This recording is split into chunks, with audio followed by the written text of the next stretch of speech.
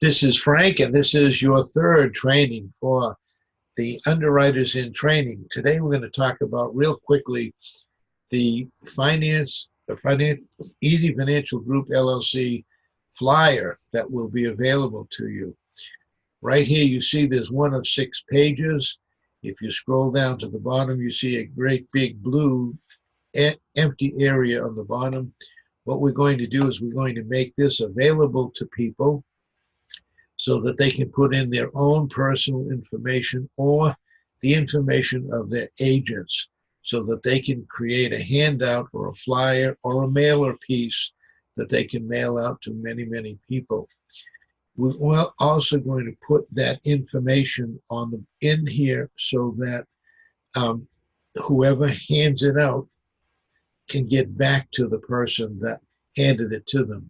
What we'll do is we'll print the blue side will be the front of one piece of paper, and page number 2 with the pie graph will be side 2 of the same piece of paper. Then you'll take that piece of paper, you'll fold it in 3, tri-fold it, as if you're going to stick it into a business type envelope. Now, you can also put a label here and put your information up here in the corner. And you could mail it to them. Just put a stamp on it, a stamp here, their information in the middle, your information in the upper right. Whatever you want to do, just confirm that with Alice. Alice's information is Alice at ezfinancialgroupllc.com. Alice@ezfinancialgroupllc.com. If you'd like to talk to Alice, the phone number is 251-747-3618. Alice will also be checking with Vistaprint to get a price on 100 packages of 100 of this one-page flyer, 2-sided one-page flyer. Alice will get a price on 100, on 250, and on 500. And then you can just simply order them through Alice, and she can have them sent directly to you. Does anyone have any questions about that? Please unmute yourself and go ahead and ask any question you want. Okay. Now, if Alice does this for you, she can do it on this 6-page application. So if you're going to use Craigslist, social media, email marketing, or any way that you want to email this entire application to somebody, there is no fee, there's no page limit on applications that you send out to folks. So if she does it for this 1 to 6 page, it will be applicable for the single page or for this application. You can send it out to your people electronically. Does anyone have any question about sending out information or email electronically to people? I'm going to take that deafening silence as a no. Alice, did you have anything that you might want to add to it? No, they just, if they get me their information, I'm going to see how long it takes me to edit this thing, and then I'll let them know. Okay, great. All right, that's good. Still, we have Alice, who is already a certified underwriter, and we have our 3 sharpest people on the call. So that's fantastic. Okay, Alice, well, I appreciate your joining us. You're welcome to stay on the call if you like, but we're going to go ahead and move on to what we had at hand today. All right, thank you, everybody. Pick up from tomorrow. David, you need to shut off your camera. The whole world sees you, David. You got to shut off your camera. David Schroeder, you got to shut off your camera. The whole world sees you. Thank you. Okay, let's go ahead and move on. And today what I wanted to talk to you about is we're going to continue on with Hagstrom. This is my back office. You're going to get a back office very similar to this, if not exactly. I'm in my leads right now, and we're going to go to Casey Hagstrom. We left off yesterday talking about Casey Hagstrom, and we talked about a blue sky. What we do is we get a notification, either a C1, a C2, or a C3. And that tells us the percentage of pre-qualification that she is or is not. Okay, so I'm going to go ahead and click on the blue sky. I'm going to go ahead and open it up, and I'm going to full screen it. And this is where we were yesterday. And so what we do is we're going to, your underwriters in training. So eventually you and your agents will call the client. But for right now, while you're still in training, you and I, with your agent, will call the client. If it's your deal, just you and I and your client. We're going to call the client. We're going to ask the client to give us a time when he or she will be in a room all by themselves. I'm going to ask them to shut off their cell phone or put it on airplane mode. I'm going to ask them to close the door. I'm going to ask them to pay attention. They can't be driving down the road. They can't be at the restaurant. They can't be at their job with the boss yelling at them. They got to be private in front of a computer. We're going to ask them to open up the email. We're then going to ask them to, we're going to tell them we're about to send them an email. Now, I will have previously sent this to you. So you and I will have this, and I want you involved. So you're going to email this to the client, and we're going to wait until the client says, okay, it came in. Then we're going to ask the client, this is a 2-page file. Please open it up to the first page, the blue page, the big blue page. And don't scroll down to the bottom. It's very important that I go through this with you, so there's no misunderstanding. Okay, they open it up to the big blue page. They say, okay, Frank, we have it opened up. What does it say on the very top? It says official review. Okay, important, please read.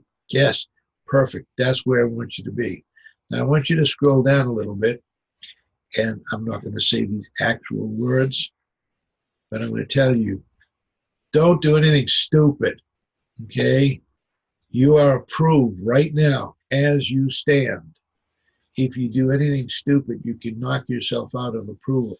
Those are not the words I'll use, but that's the meaning I want to convey. Don't submit any applications with any other banks or organizations.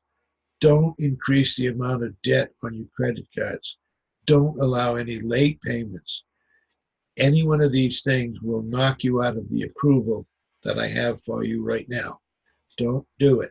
If you do it and you get knocked out of your approval, don't come complaining to me. We've done our job. This was done over a year ago, so I think I could probably use this one without getting in trouble. What I do then is I say, okay, now scroll down to the page number 2, and I want to draw your attention to the lower right-hand corner where it says $25,000 to $40,000. Can you see that? They usually say, yes, I can see that. And I say that you have been pre-qualified for $25,000 to $40,000. Remember, this is a C2. It's not a C1. It's not a C3. It's a C2. C2, let's back up. C1 would say over here, congratulations, you have been pre-approved. But this one doesn't say congratulations. This one says, unfortunately, I hate this word, because whenever people read from here to here, they see the word unfortunately. If you had previously mailed it to them and they got this far, they would have quit. They would see that word unfortunately. They already know that word means you've been declined, you deadbeat, and that's not what it means. This means, and that's why I didn't let them read this. I dragged their brain and I write immediately to here.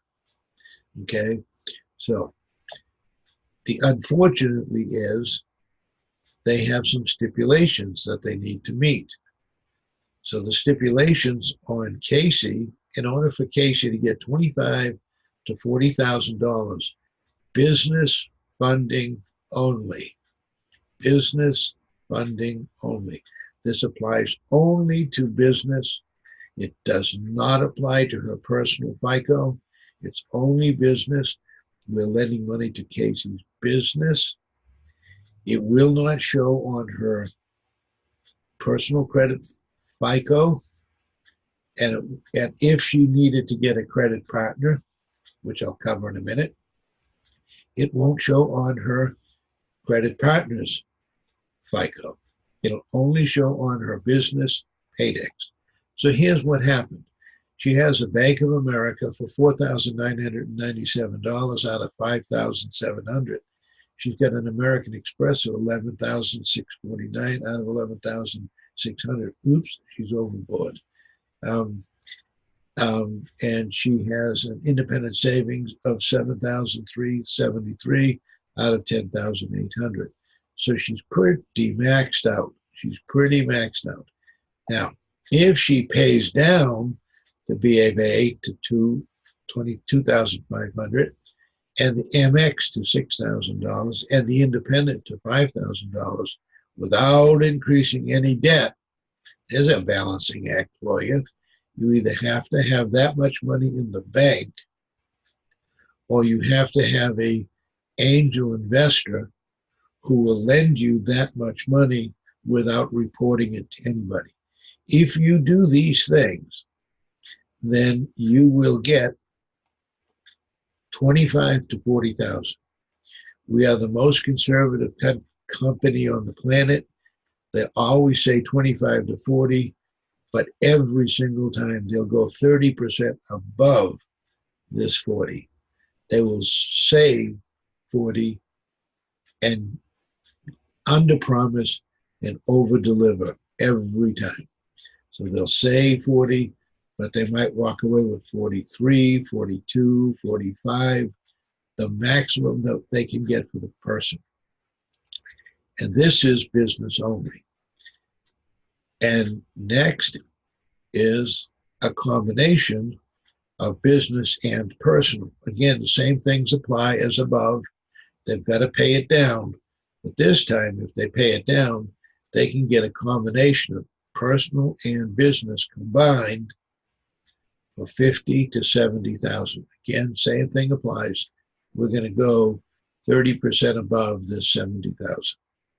Okay, but big but. Now it will show on her personal FICO, and it will show on her credit partner's FICO. I told you I was going to go back to the credit partner here in a little bit, and now is the time. Casey couldn't do this on her own. She would have been declined completely. She couldn't do it on her own. She needed a business partner. So she was able to find a friend of hers who had a great FICO, beautiful FICO, and she was able to borrow her friend's FICO. Had she just borrowed the FICO and just went with this amount of money, it would not have shown on her friend's FICO, and it would not have shown on her FICO. It would have only showed on Casey's paydex. I can't remember the name of Casey's company. It was something like Brain Matter or Gray Matter or something like that. It was a year ago. So it would have only showed on her company. However, Casey reached for the gold ring. She went for the $70,000.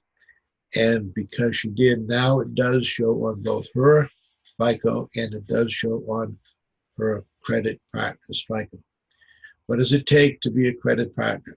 Number one, it could be a paid or an unpaid position. Let that sink in. Paid or unpaid, doesn't matter. The person needs to be on the Secretary of State documents, in other words, or LLC or DBA or S or C Corp paperwork. That person's name has to appear as something: chief cook and bottle washer, associate, consultant, 50% partner. As I said, paid or unpaid, but they do have to appear on their Secretary of State. Once that has taken place, we still have a small problem.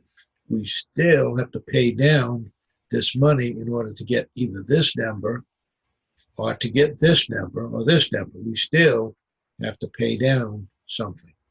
So in walks our angel investor.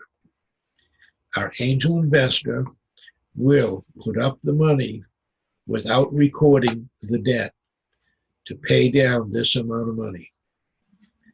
This is the resolution. So he'll put up the money to pay down this amount of money. In 3 days to 30 days, depending on when it reflects, as soon as the pay downs are showing on the credit report, we have a trick to make it happen in 3 days, and sometimes it happens in 30 days.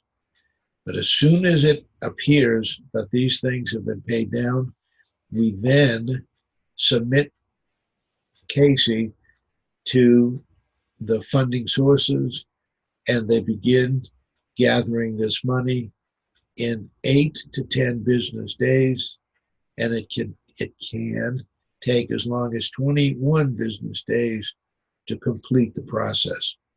The reason that is because we're giving them business credit cards and personal credit cards, and we're doing it in a very, very organized fashion to get the highest credit card first and then go down, down, down, down until we get to the lowest credit card.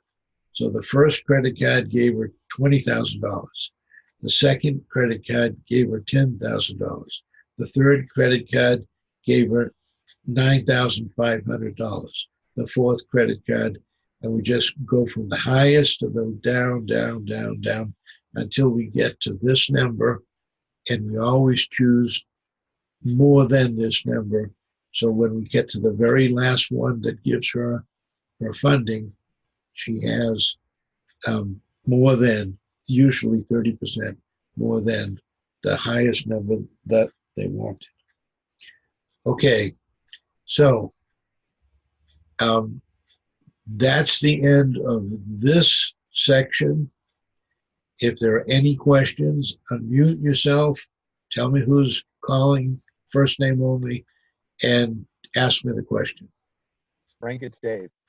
Okay, yes, Dave. Question.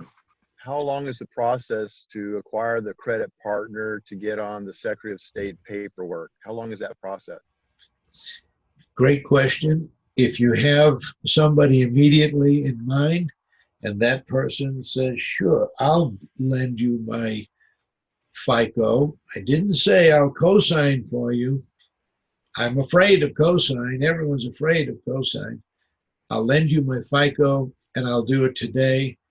And you call the Secretary of State and you add that person, Uncle Frank. Uncle Frankie, will you help me? Yeah, sure, I'll do it. And I'll lend you my FICO. And so you call the Secretary of State, say, okay, Uncle Frankie is going to be an advisor for my company. Please add him to the Secretary of State. Ed Bond or whoever we use will contact the Secretary of State. Say, yep, Uncle Frankie's there. Yep, we got it.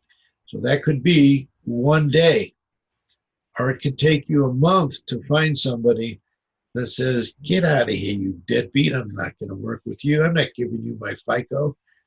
And it might have to be, I need to get on the phone with the potential credit partner and explain to them that they will not be affected or they will be affected.